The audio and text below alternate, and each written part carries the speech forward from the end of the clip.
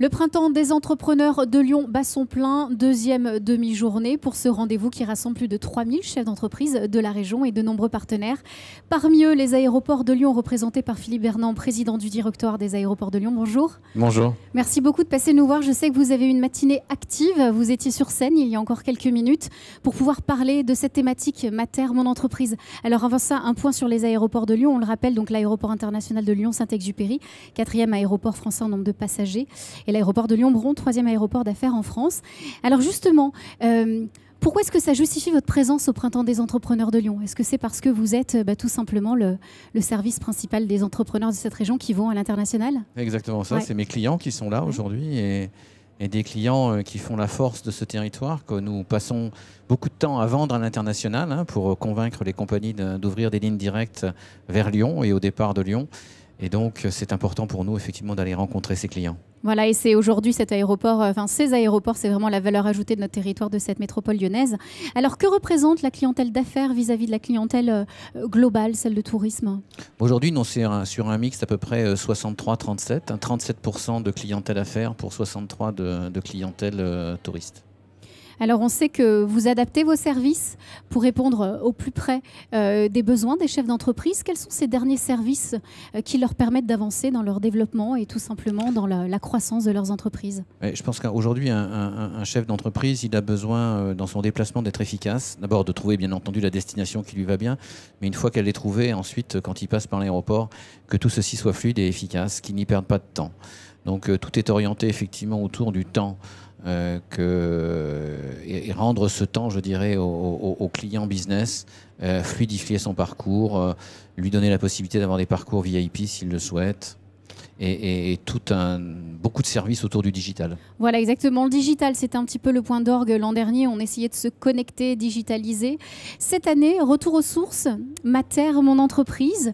Au niveau des aéroports de Lyon, vous faites le tour du monde tous les jours. Vous permettez à vos clients d'aller à l'autre bout de la planète pour pouvoir développer leurs activités.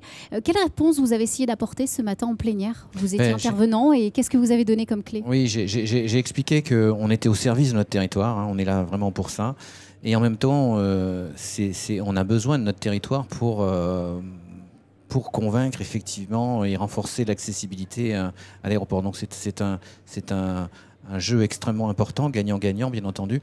C'est l'impact économique de l'aéroport sur une région, c'est 2,8 milliards, donc c'est 600 € par passager départ.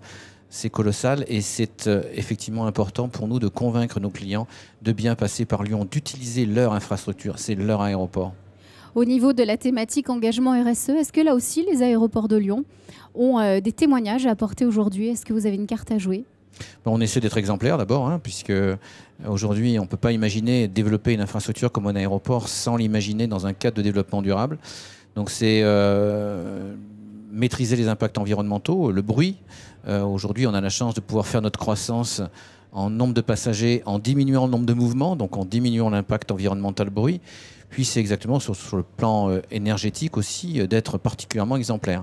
Nous allons livrer un nouveau terminal à cet automne qui aura un label HQE, haute qualité environnementale.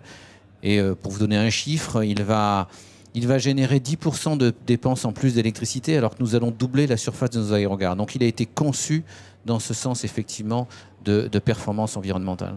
Un dernier mot sur la feuille de route en 2017, voire jusqu'à 2020. Quelles sont les nouvelles destinations auxquelles les chefs d'entreprise attendent des réponses de votre part? C'est vrai qu'il y a eu il y a quelques temps la partie Dubaï, l'Asie aussi, ça s'est beaucoup développé. Est-ce qu'il y a d'autres pays comme ça émergents où il va falloir vous trouver? Déjà, il y a eu de beaux succès encore en 2016 avec l'arrivée du Montréal qui permet de rejoindre les États-Unis via le hub de Montréal, le Moscou qui va passer en quotidien. Donc c'est extrêmement important d'avoir ces lignes long courrier à Lyon, c'est notre combat. Dans les années qui vont venir, nous allons continuer à renforcer le réseau européen avec beaucoup de low cost encore, et puis poursuivre ce développement long courrier avec certainement, nous espérons, d'autres compagnies du Golfe, le renforcement d'Emirates, pourquoi pas un regard vers les États-Unis ou la Chine. Donc permettre à tous ces chefs d'entreprise depuis Lyon de pouvoir vivre à l'international. Merci beaucoup Philippe Bernand d'être venu sur ce plateau.